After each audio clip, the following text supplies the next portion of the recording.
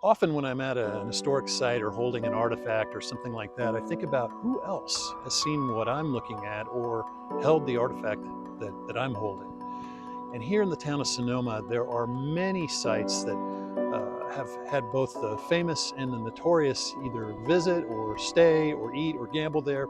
But behind me is one of the really interesting ones of town. It's called the Blue Wing Inn.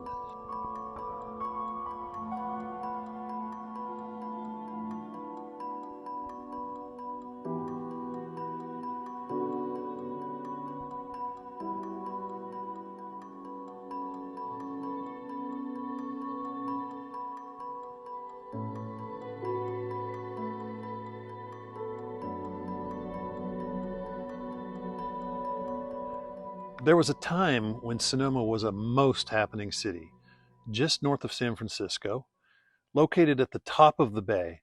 By simple geography, it was directly on the easiest land route to and from the gold fields and anywhere else to the north and east of San Francisco. So tons of people passed through here, including explorers, pioneers, soldiers, outlaws, you name it. And this was a well-known hotel for many travelers. Reportedly, the guest list included Fighting Joe Hooker and some other famous generals you've heard of, Philip Kearny, Ulysses S. Grant, and William T. Sherman. John Fremont, a major figure in early California and the West in general, and well-known actress Lotta Crabtree.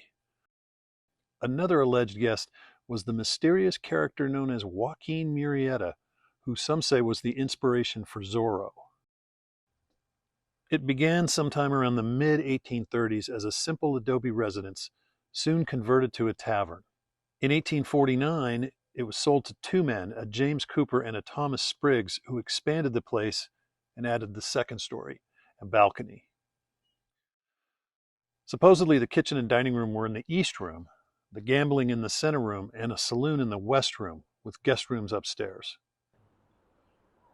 Here's the Blue Wing Inn, and to sort of orient yourself, that white building there is the barracks, and across the street where that big tree is, that's Sonoma Plaza.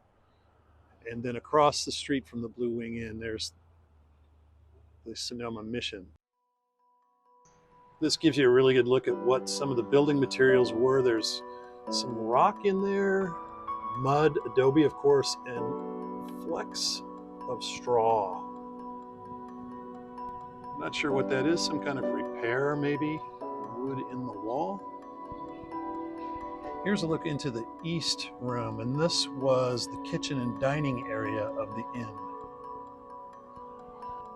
And the windows are pretty dirty, but you can kind of get a sense of what it might have been like in there. And this is where the gambling part of the Blue Wing Inn took place. Also the central room with the fireplace. Out through those windows and that door out there, that's where I did my introduction. Unfortunately, the far west room, which had the saloon, is completely blocked off. You can't see anything.